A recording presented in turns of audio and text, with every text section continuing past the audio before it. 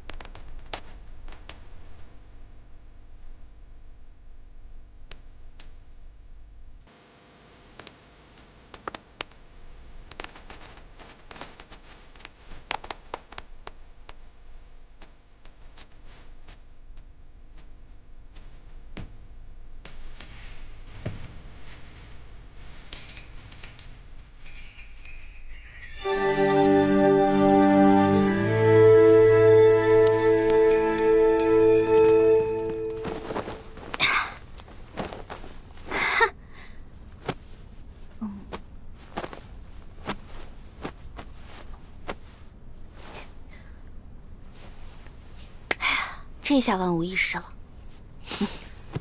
什么万无一失啊？皇上。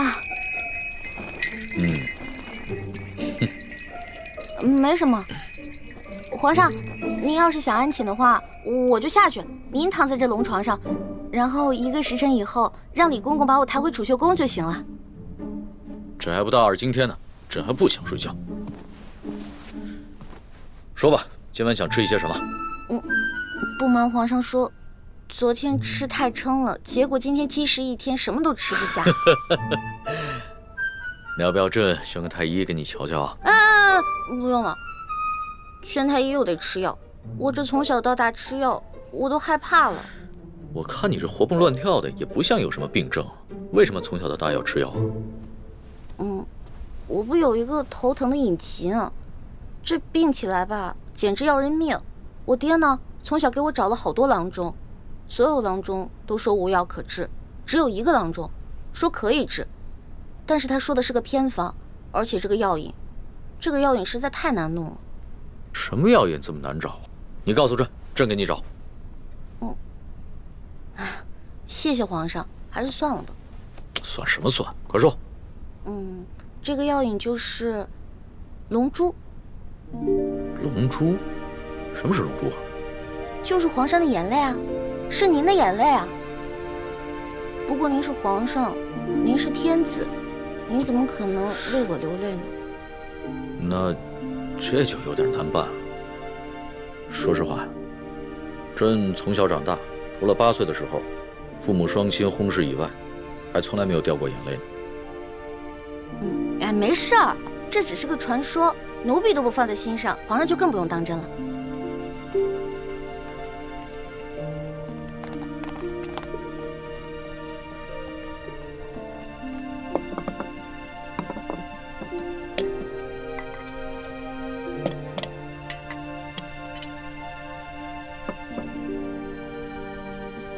您这是干嘛呀？昨天晚上朕输得一塌糊涂，所以啊，朕今天想挽回个面子，你敢不敢再跟朕赌一把酒啊？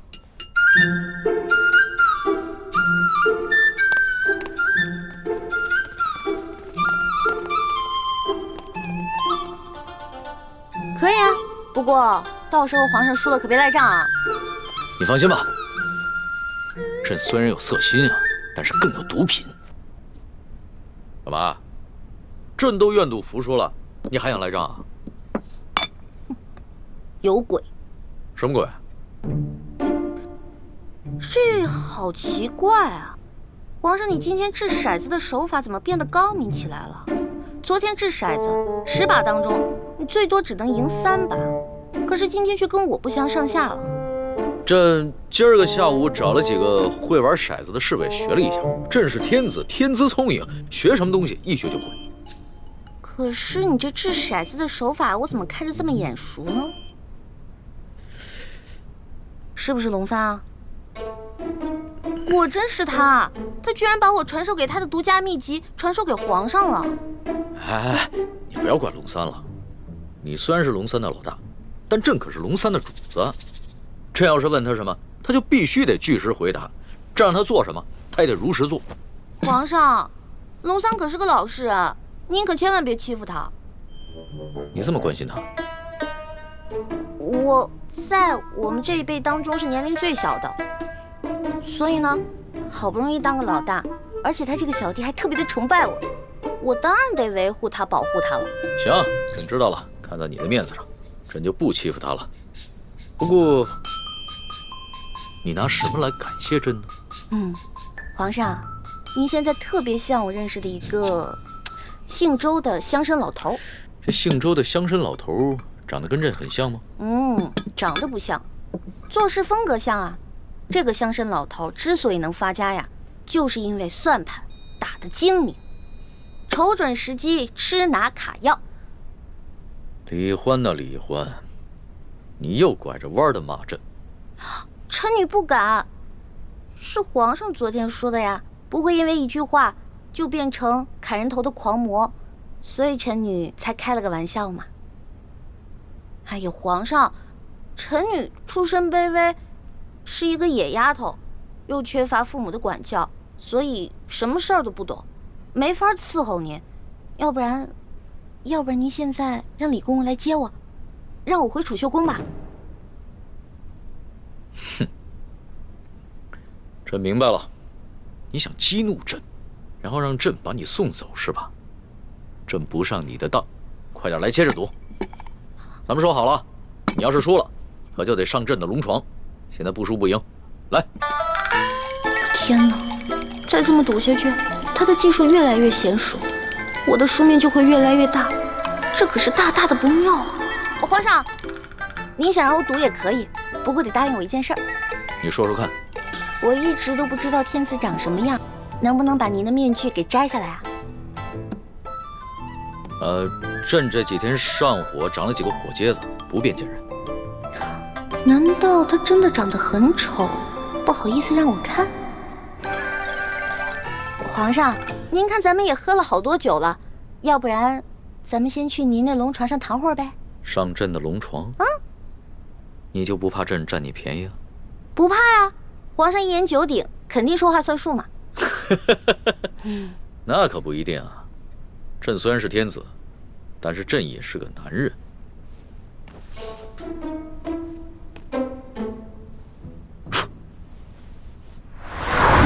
哎，你不是很怕黑吗？有皇上在，奴婢就不怕黑。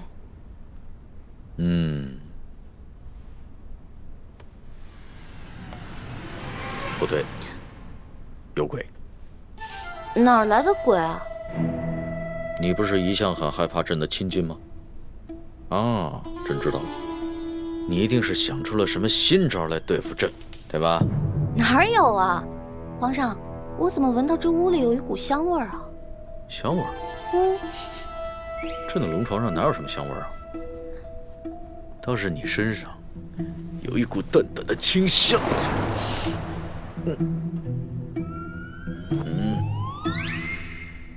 皇上，皇上，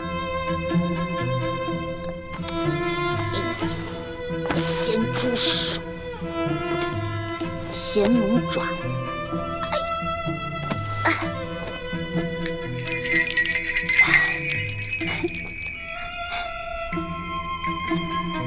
不对啊，我这么着急拉铃干嘛？先看一看这小皇帝长什么样，一直戴着面具，得多丑啊！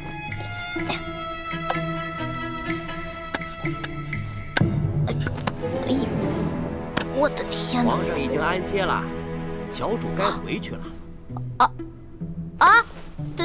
等一下，哦。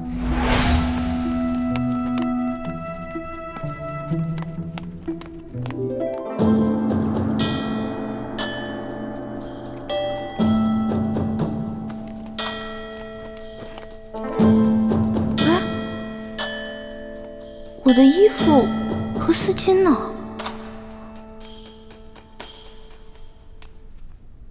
宜欢姑娘，时候不早了，该去皇上的寝宫了。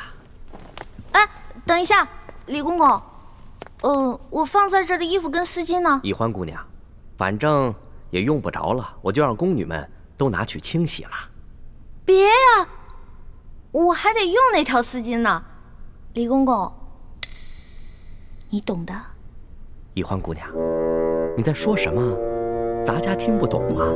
不过你在进宫之前，你爹爹应该教导过你啊。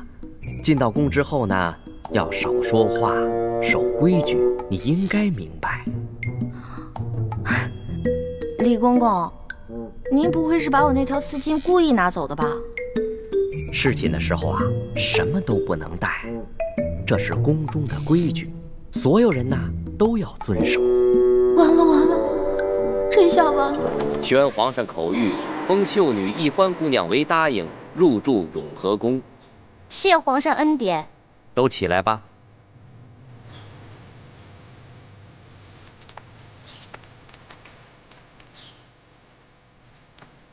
哟，宜欢，你这一连侍寝3日，我们还以为皇上多宠爱你呢，没想到就封了个品阶最小的答应。答应就答应吧，反正对我来说都一样。哼，宜欢姑娘，您也不必失意。皇上自亲政以来，还从未一连3日召同一人侍寝，这足见皇上对宜欢姑娘还是与众不同。虽然只是暂时封了个答应，想必是宜欢姑娘有什么地方惹皇上不高兴了。皇上只是稍稍惩戒一下，只要宜欢姑娘能够吸取教训，想必皇上还会有恩旨的。谁要讨好那个色狼皇帝了？我才不在乎什么品阶呢。永和宫是雪姐姐的住处，小皇帝阴差阳错的把我安排在了永和宫，比让我当皇后独居中宫都好。宜欢姑娘，永和宫的住处已经收拾妥当了，随奴才前去吧。有劳李公公。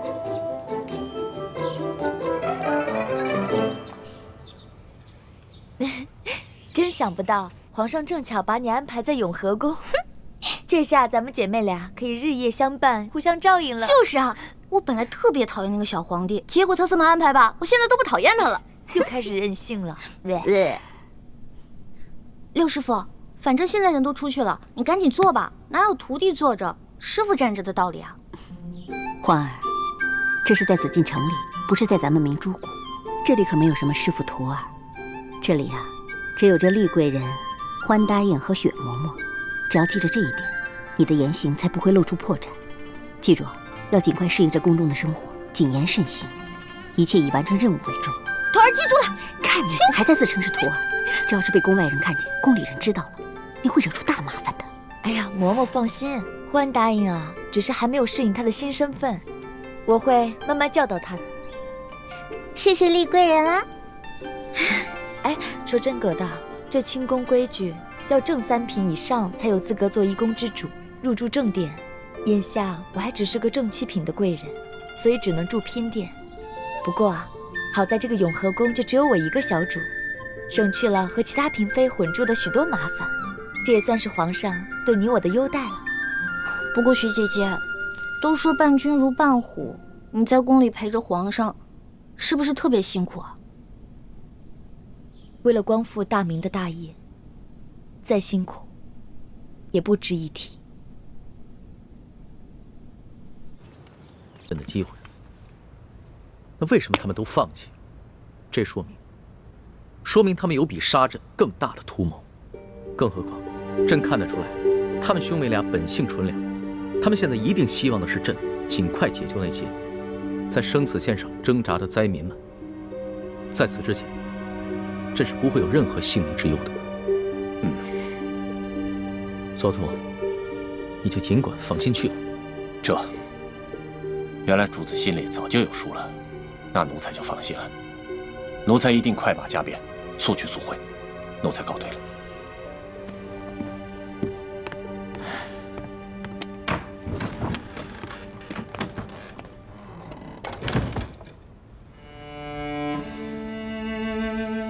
宜欢，朕相信一定不会伤害朕，希望你不要让朕失望。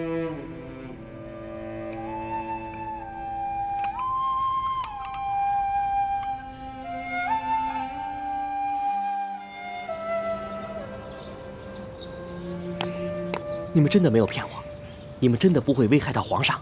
叔父放心，如果我们真的要有什么行动的话，一定会提前通知叔父，给叔父留好退路，绝对不会连累叔父无辜宿命的。你们可千万不要胡来！我告诉你们，皇上对你们未尝没有防范之心，只是他胸怀博大，少年老成，又极为沉得住气，所以才不动声色。你们要真是有什么不好的念头，趁早给我打消了。叔父不是说永远不认我们这些亲人了吗？怎么又将如此隐秘之事告诉我了呢？我真的是不想认你们，因为我不想为了你们把我这条老命搭上。可是毕竟在这个世界上，我只剩下你们这几个亲人了，我不能眼睁睁地看着你们去送命啊！叔父这份心意，侄儿心领了。如果我爹知道了，他一定会很开心的。哎，你可千万别告诉他，你不要让他误以为我回心转意就有机可乘，越发来缠着我。我不想让你们送死，这是我能为你们做的最大限度了。你们可不能得寸进尺啊！啊！哎，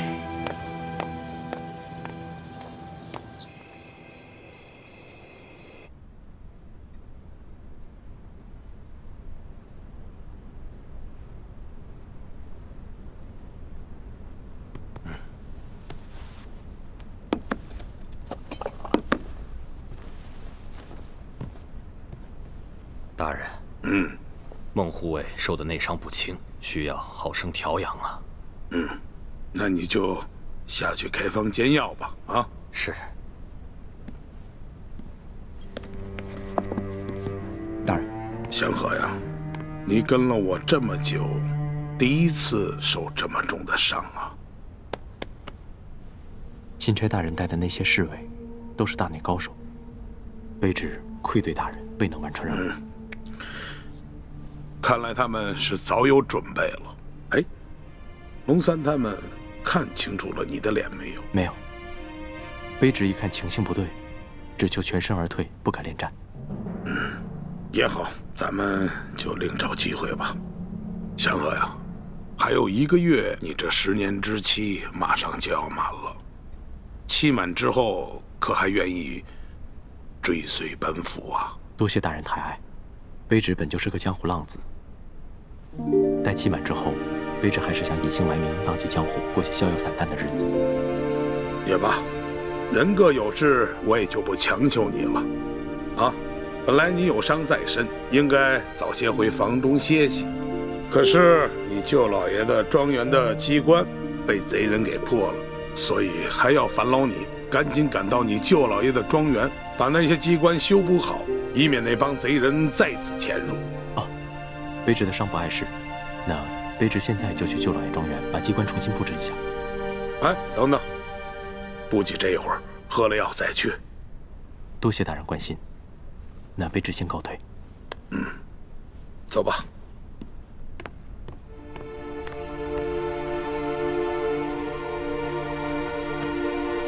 老爷，我看这孟护卫倒真是奇怪。平日里啊，你给他那些赏赐，他虽说没拒绝，但也从来没露过什么喜悦之色。你说给他几个丫鬟伺候着，他也说不要。虽然他平日里对大人忠心耿耿，可不知怎么的，总觉得这个人养不熟呢。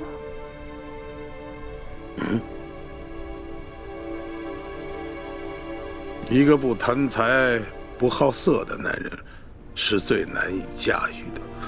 他能够跟我10年，也是为了信守他父母的承诺。看来这10年期满后，我是真的留不住他了。若真留不住，倒也罢了。我就怕他反过来，对老爷不利。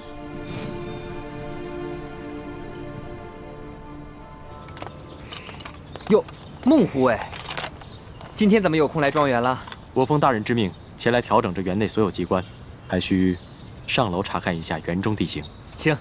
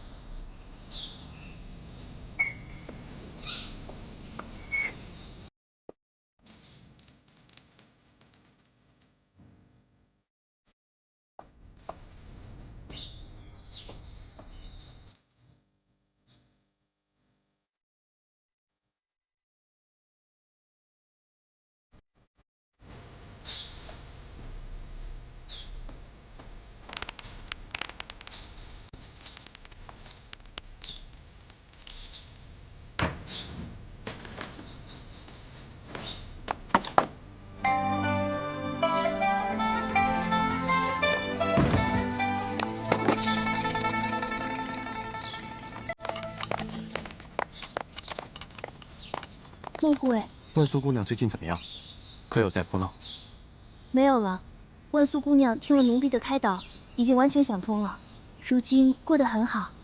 每日里除了安安静静的在楼上看书绣花，就是弹琵琶解闷，只等着老爷挑个合适的时机，就可以把她献给巡抚大人了。大人最近公务繁忙，等过了这段时间，会有机会的。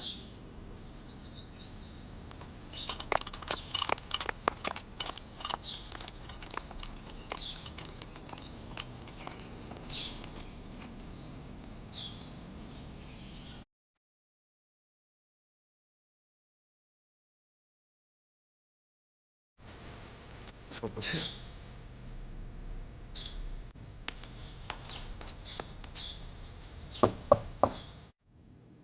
婉妹，孟哥哥，婉妹，孟哥哥，是你吗？孟哥哥，婉妹，你请忍耐一下，万万不可暴露身份。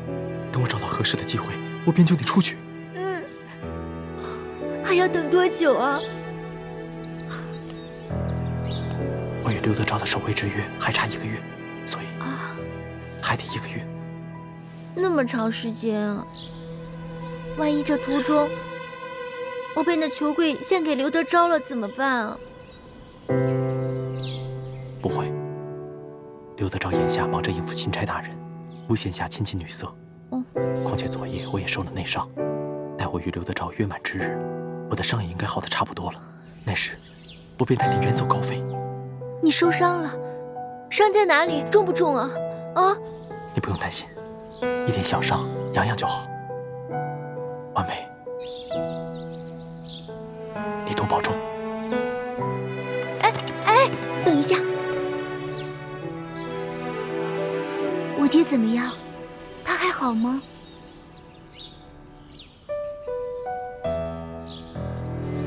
他还好。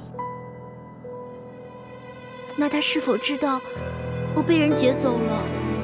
他还不知。不知。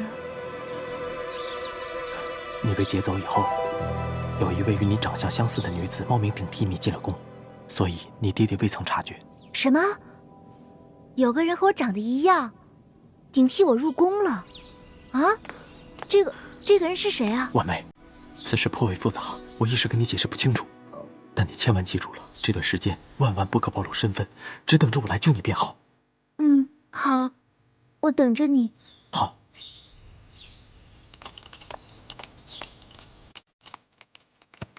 现如今可比以前好，这样你也省不少心。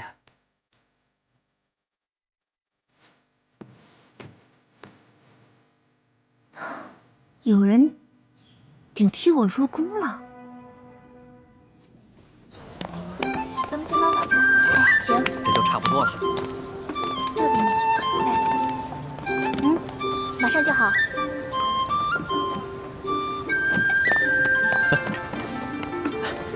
我来试试。哎呀，行了，别给我们添乱了。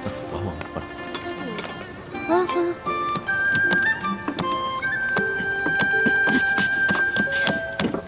哎呀，行了吧你？你这样揉，再命到晚上都吃不着。哪有你这样揉面的？那是这样揉，这样揉的，不是这样揉。看着我弄啊！这粥马上。这个馒头的大小啊，你得弄得均匀一些，要不然到时候灾民饿急了眼，就会争大嫌小，知道吗？来，你要不要试试？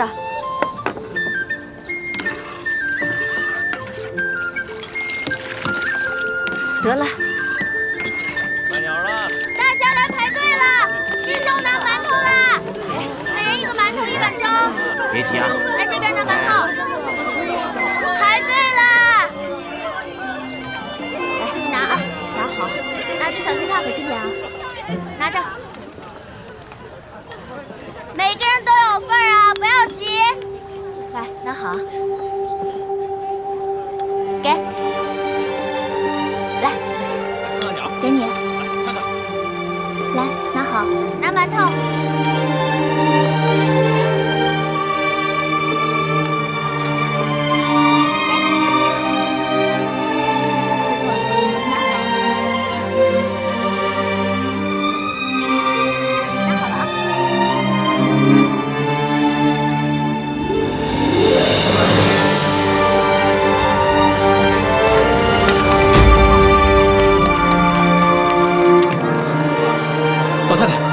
老太太，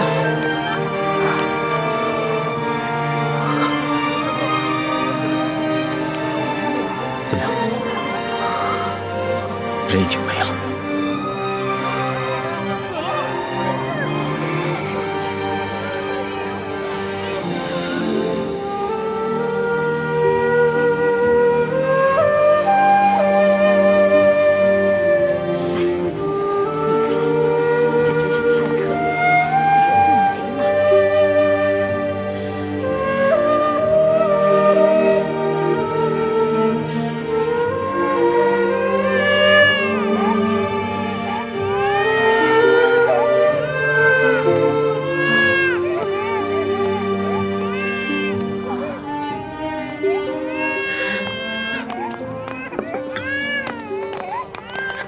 大嫂，快喝点粥。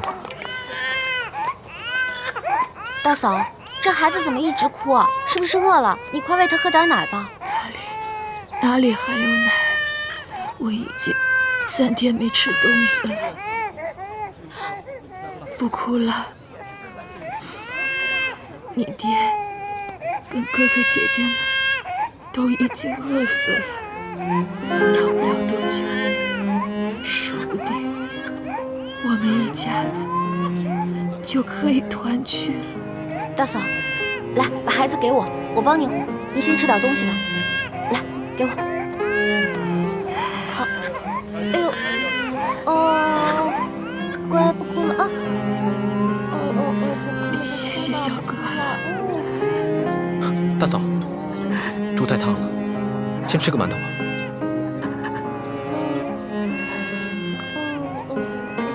乖啊，别哭了。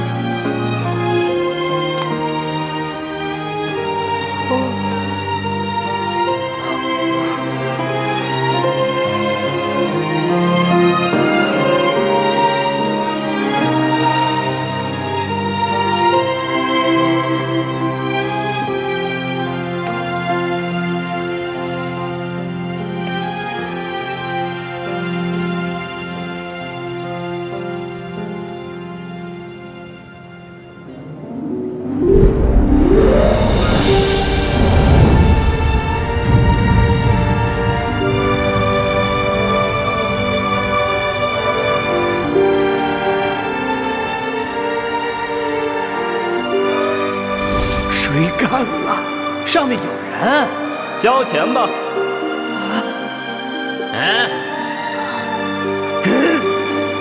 拿下！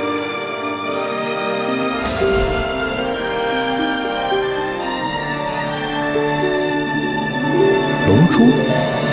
什么是龙珠？就是皇上的眼泪，就是您的眼泪啊！说实话，朕自小长大，除了8岁的时候，父母双亲薨逝以外，还从来没有掉过眼泪。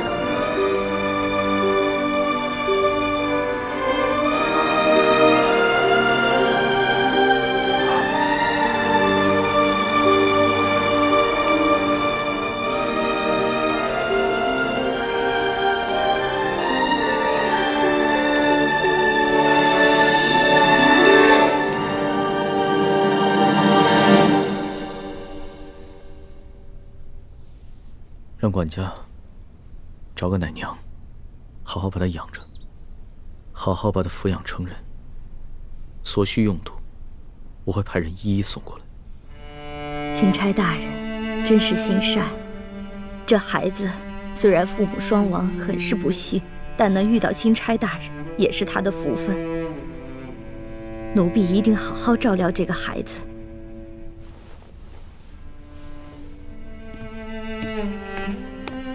这索大人还得有10日才能把兵给调回来，每迟上1日，不知道饿死多少人。酿成多少人间悲剧了。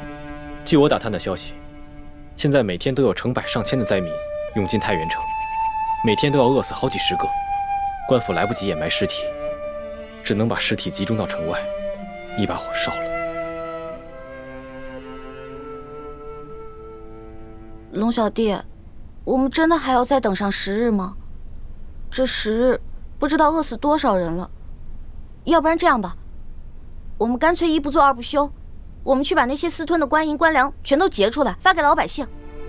欢妹，大清律例，抢劫官银官粮可是死罪，诛九族的。师叔姑娘，就算是在宫外，但这种混话也是不能随便说的。哦，主子，欢妹从小就冲动任性，说话不知轻重，请主子恕罪。今儿个我也冲动任性一回，去把刘德昭他们私吞的官银官粮劫出来。当真？你这个皇上带头抢劫官府啊？对，但是我们要想一个万全的计策，不劫则已，一劫必中。你放心吧，这事儿我大哥最在行，我大哥一劫绝对成功。欢妹，其实叶欢不说我也知道，你们两兄妹以前闯江湖的时候，必定做过很多违法乱纪之事。你都跟主子瞎说什么了？我没说，他自己瞎猜的。李太医，你不必急着否认，也不必埋怨叶欢。对于你们过往所犯之事，我今日就金口玉言，赦了你们。多谢主子恩典。微臣以前闯荡江湖之时，的确做过一些不法的勾当，但如今是全心全意跟着主子，没有主子的吩咐，绝不敢任意妄为。从现在开始，你的心中不必再有包袱，只管好好的给我谋划谋划，怎么样顺利的劫出银两，救助百姓。臣遵旨。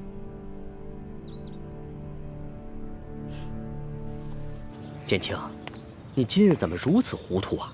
你居然敢答应帮着皇上打劫官府，你这就等于是默认了你们过去是打劫官府的盗贼，知道吗？叶欢就是这样，总是说漏嘴，一点分寸都没有。不过这样也好，这么一来，康熙只会把我们当作是一般行侠仗义的江湖盗匪，反而不会疑心别的。那你们也不该真的去打劫官府啊，万一出了什么意外怎么办？康熙都这么说了，我能不做吗？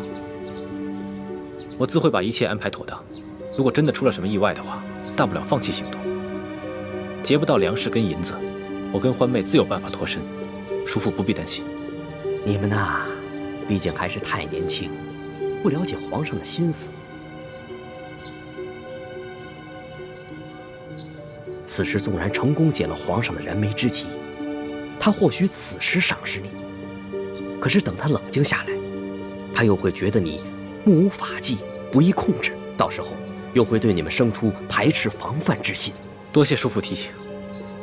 叔父说的这些，侄儿心里何尝不明白。但是，这次行动若能顺利完成，就能解救诸多灾民。我也顾不了那么多了。可是如此一来，你跟易欢的处境就十分危险，我也危险呐。叔父，你如今有钱有势，吃腻了山珍海味，所以你不再关心那些挣扎在生死线上的灾民。可你难道忘了吗？当年跟我爹在死尸堆里找食物的惨状。你当年但凡有3寸宽的活路，又何至于进宫当太监？这次行动，如果真的能解救这些灾民，我们能避免多少这样的悲剧发生，也算是做了一件好事，不是吗？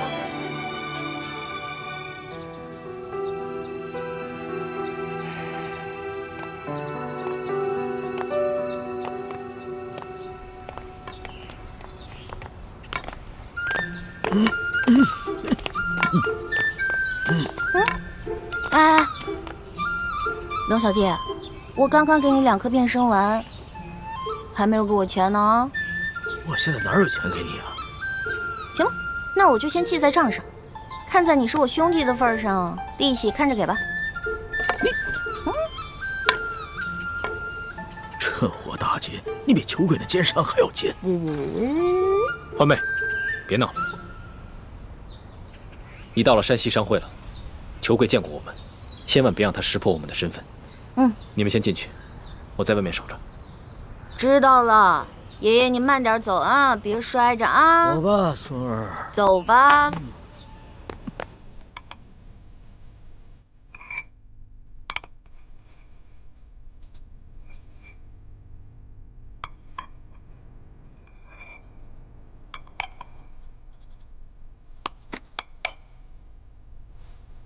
如今山西的大旱米价飞涨，邱某有一事不明，赖老板为何要千里迢迢从京城来到咱们太原买粮？不瞒裘会长，其实是这样的，我爷爷的身子骨一向康健，可是开春以后呢，突然得了一场重病，求遍天下名医都没有效果。这前不久，我爷爷做了一场梦，他梦里梦到观世音菩萨，他说我爷爷年轻的时候做了一件错事，所以才会有这场劫难。我爷爷必须亲自做一件善事，才能够化解这场劫难。哦，那这么说的话，艾老板，你买粮是为了行善喽？没错，我爷爷想买1000担粮食分给灾民。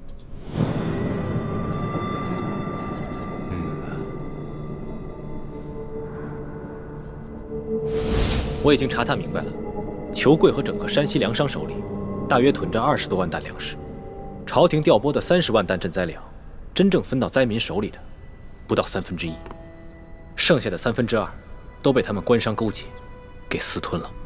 所以这20多万担粮食，也得等索大人调兵回来，把刘德昭抓住以后，再发给灾民。目前我们就先截一部分发给灾民，让他们支撑到索大人回来以后就行了。眼下城中有1万灾民，离索额图调兵回来之日还有10日左右。若每日每人按1升粮食算的话，10日便是1斗，1万灾民就是1万斗，折合下来便是1000担粮。1000担相当于12万5千斤。我跟易欢再加上随行的侍卫，无论如何也没办法在这么短的时间内把这么多的粮食从裘贵的庄园里偷运出来，所以就只剩下一个办法。什么办法？论到这种勾当，你们兄妹俩肯定比我这个当皇帝的有经验多了。龙小弟，你这句话里有骨头，话里有话啊！咱们先说好了，之前的事呢，你要既往不咎；这次的事，是我们奉旨行事，你不许秋后算账。我自然是开玩笑的，我金口玉言说过的话，岂会反悔？什么办法？快说吧。既然不能偷，也没有办法从外地运过来，那么就只剩下一个法子：买。嗨，老板，你有这份善心，那是大喜事啊！裘某和兄弟们也都敬佩得很，对吧？是啊。只是，您祖孙2位可知现在山西粮价的行情吗？每斗米2000钱，1担米呢20两银子，所以这1000担米就是2万两银子。我说对了吗？如今太原的粮价被哄抬到了每斗2000钱，折合成银子就是2两，10斗为1担，那么每1担粮食就需要银子20两，1000担粮食就需要银子2万两。哎，我们从宫里带出来的还有多少银子？刚开始的时候是挺多的，不过一路上被你东送一下西捐一下的，现在也剩的不多了。那我的那些随身之物呢？全都当了，总能值2万两吧？我的龙小弟，我们是微服私访，怕露出破绽，一切贵重的东西都没怎么带。只有我跟丽嫔娘娘带了一些贵重的金银首饰，但是刨除一眼就能看出是宫里的金银首饰以外，其他的能典当的也只有2000两。那你的意思是，我们还差18000两啊？18000两哪够啊？灾民们不能吃生米吧？柴米油盐可都需要钱，就算一个人发1两的话，那还少1万两左右。那也就是说，我们还差28000两啊？对，28000两。朝廷调拨的50万两赈灾银，真正分到灾民手里的不足20万两，剩下的都被刘德昭和地方官员给私吞了。光刘德昭一个人就侵吞了10万两，其中有5万两在裘贵的庄园里面。我明白你什么意思。你的意思是，我们只结银，不结粮，然后用结下来的银子去买粮食，对吧？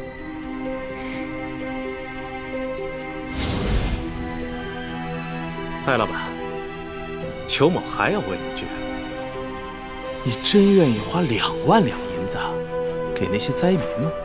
没错，只要能治好我爷爷的病，再多的钱我都愿意出。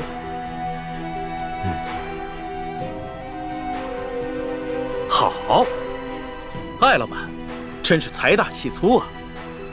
不过如今是非常时期，咱们商会做买卖有个规矩，只收现银，您看呢？是啊，这裘老板是不相信咱们艾家的实力。把咱们带的现银拿上来给他瞧瞧。是爷爷，请各位稍等一下，抬进来吧。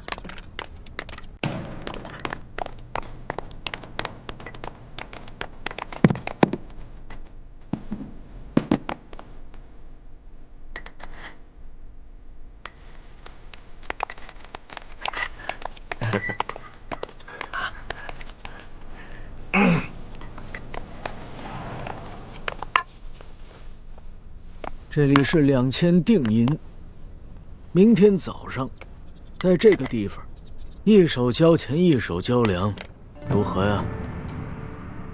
好，艾老板，性情中人，快人快语啊！那咱们可就一言为定了，击掌为凭。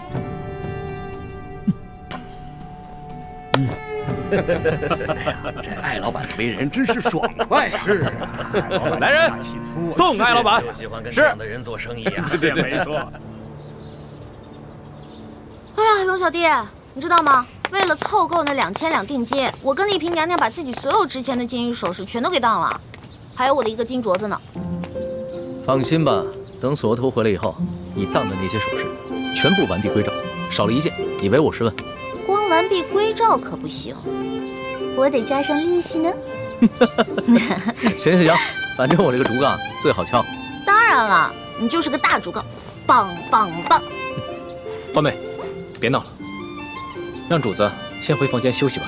咱们还得去和侍卫兄弟们商量一下今晚的行动计划。昨晚已经打草惊蛇了，裘贵一定加强了对庄园的守卫，我们需要做好万全之策。不用了，我不累。我跟你们一起好好谋划谋划。今天晚上啊，这个行动我一起参与。陆小弟，你之前不是开玩笑啊？你真的要跟我们一起打劫官府啊？你可是皇上。我看起来很像开玩笑的样子吗？皇上，这样太危险了。哼，危险？我自幼父母双亡，8岁登基，哪一天不是在危险之中度过的？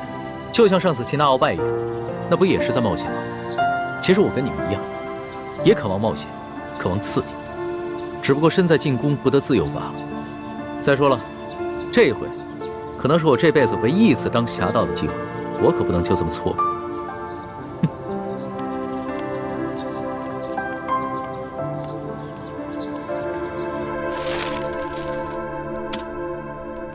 这是裘贵庄园的前门，这是后门，中间的花园还有一道暗门，这是粮仓，这里是银库。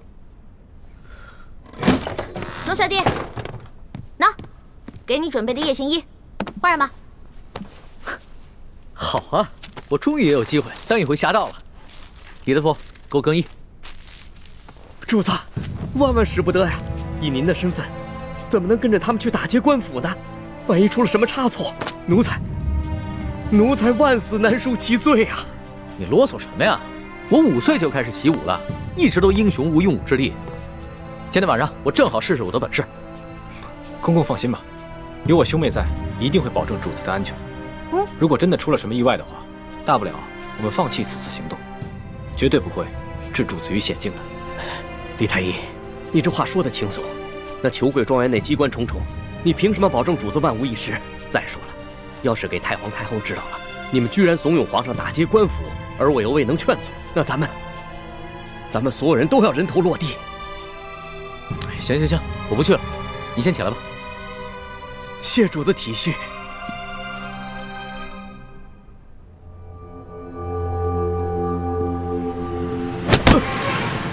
得罪了李公公。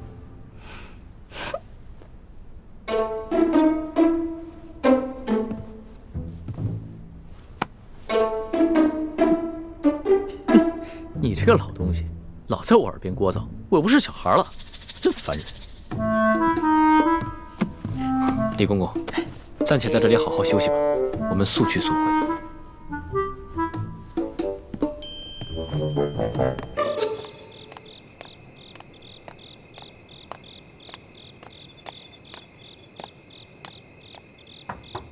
小姐，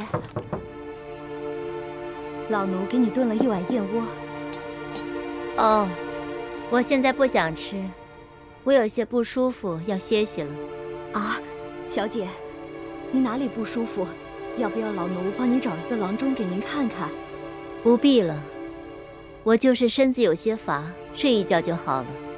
哦，那小姐，您先歇着吧，老奴明儿一早再来看你。老奴先行告退了。嗯，你下去吧。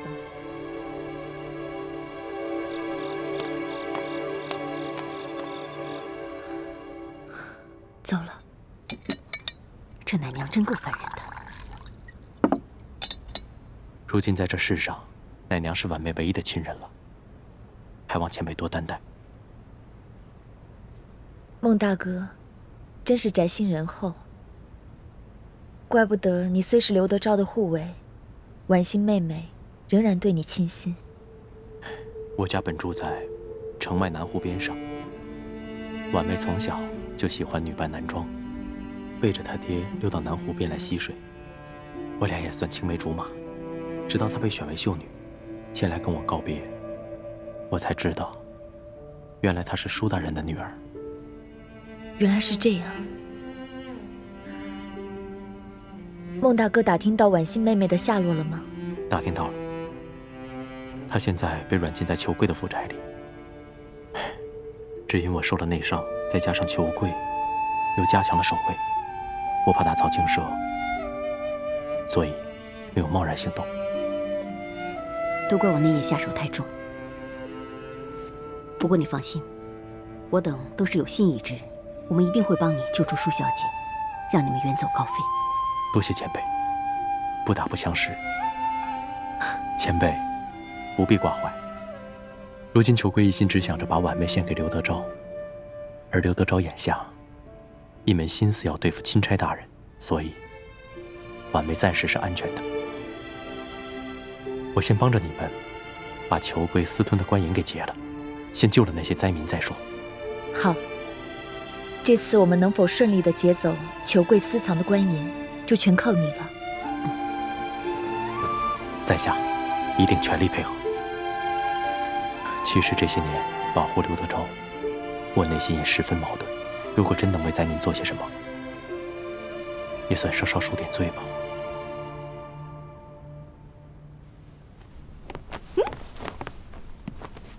哇，陆小弟，你穿上这身衣服太逗了，比你平时穿龙袍有意思多了。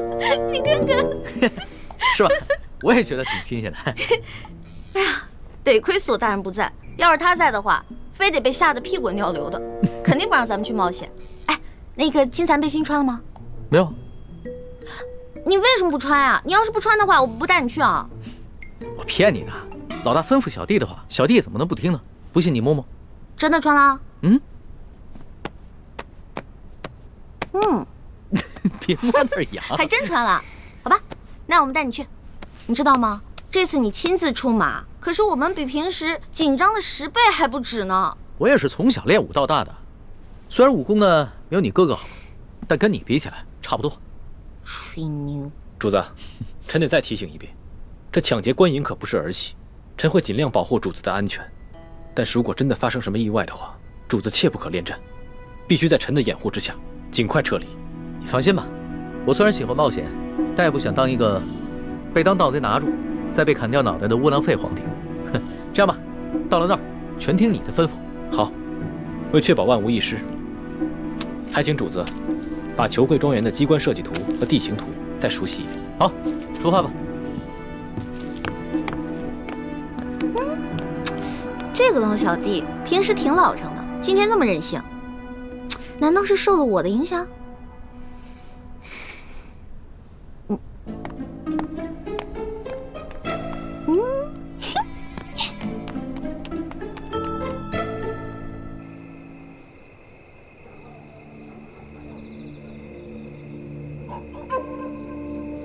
我事先鼓动了大批灾民到府衙和城中各大户门前闹事。刘德昭调集了大批的兵力，正在忙着驱赶灾民。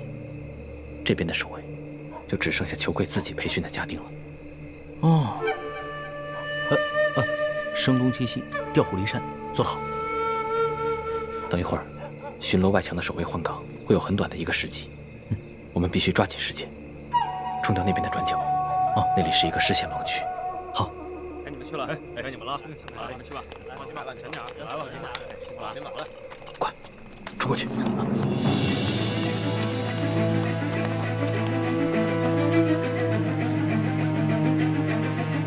龙小弟，紧张吗？紧张，但是好刺激啊！江洋大道还挺好玩。太是了。主子，千万别孩子气，这可是杀头的勾当啊！每年有多少盗匪，要么当场死于非命，要么被官府抓住处以极刑。只有极少数运气好的，能够一再得手。但是久走夜路，哪能不湿血？最终都是难逃一死。哎，呸！你怎么老说这种不避讳的话呀？死的，我们才刚开工。第一组侍卫兄弟已经得手了，藏在墙头高处的暗哨已经被解决了，我们可以翻墙进入庄园了。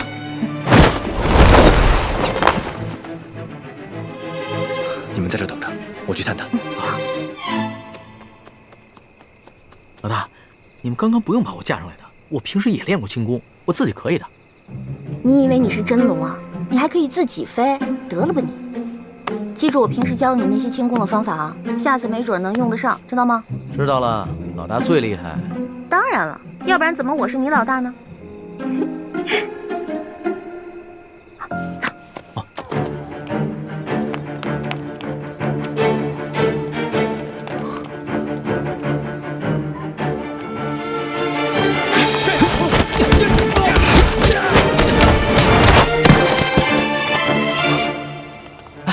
我怎么觉得浑身有点痒啊？哎，是不是有人啊？主子别担心，他们是咱们从宫里带出来的侍卫，这两个是第二组。主子，我先带他们去解决守在银库门口的几条狗。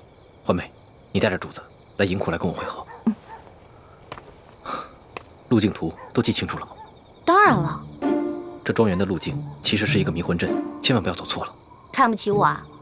不可大意，你自己走差了不要紧，以你的轻功自然能够脱身，可是主子就危险了。我是老大，我肯定能保护好我的龙小弟的啊！你们小心一点，我先走了。